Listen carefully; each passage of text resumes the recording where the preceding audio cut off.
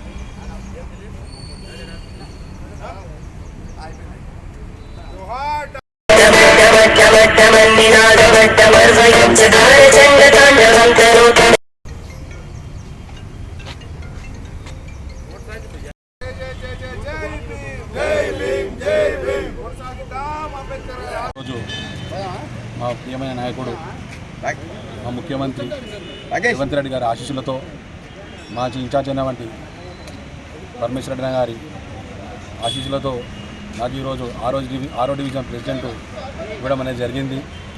ఎంతో బాధ్యతగా, నమ్మకంతో, ఆ నమ్మకాన్ని రొమ్ము చేయకుండా ఖచ్చితంగా కాంగ్రెస్ పార్టీ తరఫున ముందుండి నాచారంలో ఉన్న సమస్యల పట్ల నేను ముందుండి నడిపిస్తానని చెప్పి, ఏవైతే మా ప్రభుత్వం ప్రవేశపెట్టిన 6 గ్యారెంటీలు కావచ్చు, ఖచ్చితంగా అర్హులైన వాళ్ళందరికీ చేరేలా నా వంతుని కృషి చేస్తానని చెప్పి, డివిజన్లో పెద్దలను, చిన్నలను అందరినీ కలుపుకొని పోయి నా పార్టీని బలోపేతం చేయడానికి కృషి చేస్తానని చెప్పి ఈ సందర్భంగా తెలియజేస్తూ, నాకు సహకరించిన పెద్దలకు, చిన్నలకు అందరికీ నా పేరున నా నమస్సుమాన్ని తెలియజేస్తూ, రాబోయే ఎన్నికలలో ఖచ్చితంగా ఎంపీ సీట్లలో కూడా 100% మంచి మెజారిటీతో మేము కూడా కాంగ్రెస్ పార్టీ రావడం అనేది జరుగుతుంది.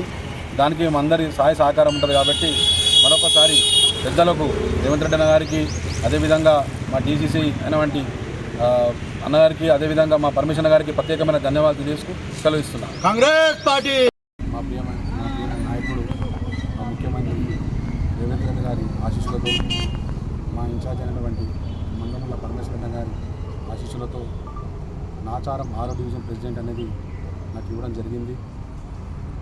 అదేవిధంగా ఎంతో నమ్మకంతో, బాధ్యతతో భవిష్యత్తులో అందరినీ కలుపుకునే విధంగా అందరినీ ఏకతాటిగా తీసుకురావడం అనేది నా ముఖ్య ఉద్దేశం. ఈ యొక్క ప్రెసిడెంట్ నాకు పోషించినందుకు ముందుగా పరమేశ్వర గారికి నా ప్రత్యేకమైన ధన్యవాదాలు. 6వ డివిజన్లో ఉన్న నాచారం ప్రజానికి అందరికీ ప్రత్యేకంగా నా ధన్యవాదాలు.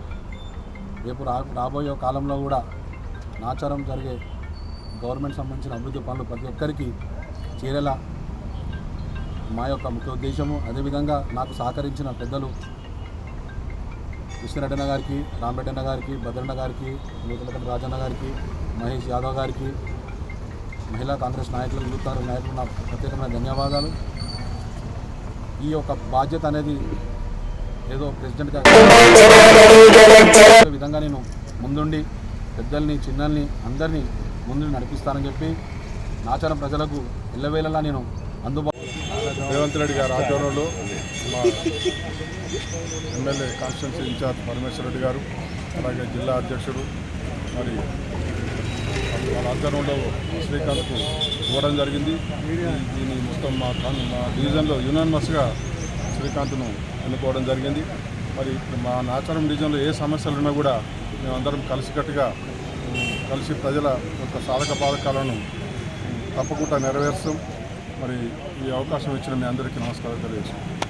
6th డివిజన్కి మా కాంగ్రెస్ పార్టీ తరఫున అధ్యక్షుడిని ఎన్నుకున్నందుకు, అదేవిధంగా మన శ్రీకాంత్ గౌడ్ని ఎంపిక చేసిన మా అధిష్టానం, మరి జిల్లా ప్రెసిడెంటు, అదేవిధంగా మా కాన్స్టిట్యున్సీ ప్రెసిడెంట్ పరమేశ్వర్ రెడ్డి గారు, అదేవిధంగా రేవంత్ రెడ్డి గారి ఆశీస్సులతో వారికి ఈరోజు మా డివిజన్ ప్రెసిడెంట్గా ఇచ్చినందుకు అధిష్టానానికి అందరికీ కూడా కృతజ్ఞతలు తెలియజేస్తూ, అదేవిధంగా శ్రీకాంత్ గౌడ్కు మరి ధన్యవాదాలు తెలియజేస్తూ, ఈరోజు మరి 10 సంవత్సరాల తర్వాత మా కాంగ్రెస్ పార్టీ అధికారంలోకి వచ్చింది.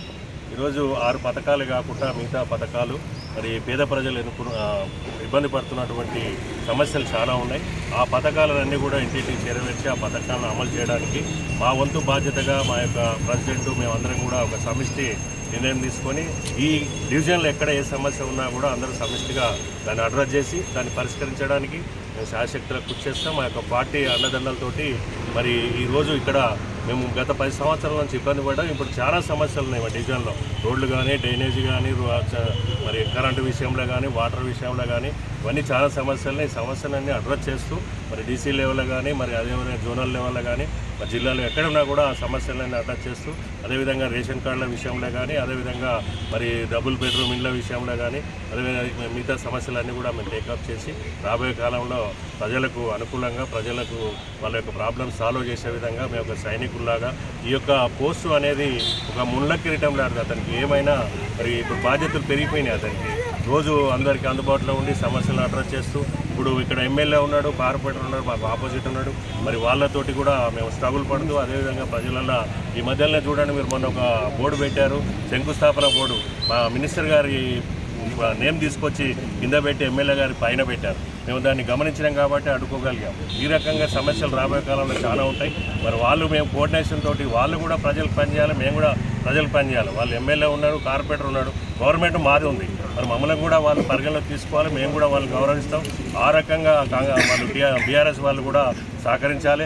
అదేవిధంగా ఆ పార్టీ ఈ పార్టీ అని స్ట్రగుల్ పడకుండా అందరి పార్టీలు కూడా కలిసి ప్రజలకు సేవ చేయడానికి ఈరోజు అంబేద్కర్ విగ్రహం కాడ ఉన్నామంటే అంబేద్కర్ గారి యొక్క ఆశయాలను, వాళ్ళ యొక్క ఆలోచనలను ప్రజలకు తీసుకుపోవాలి. మరి దళిత వాడలు ఉన్నాయి, అదేవిధంగా మరి దళిత బంధు ఇలాంటి కార్యక్రమం కూడా ఉన్నాయి. కొంతమంది పార్టీ మారితే దళిత బంధు రాదనే ఆలోచనలో ఉన్నారు. ఆ దళిత బంధు కూడా కొనసాగించడానికి సిద్ధంగా ఉన్నాం. మిగతా ఏ పథకమైనా కూడా అన్ని ఈ యొక్క 6 గ్యారెంటీలు మాత్రం 100 డేస్లో ఇంప్లిమెంట్ చేయడానికి గవర్నమెంట్ పూనుకుంది.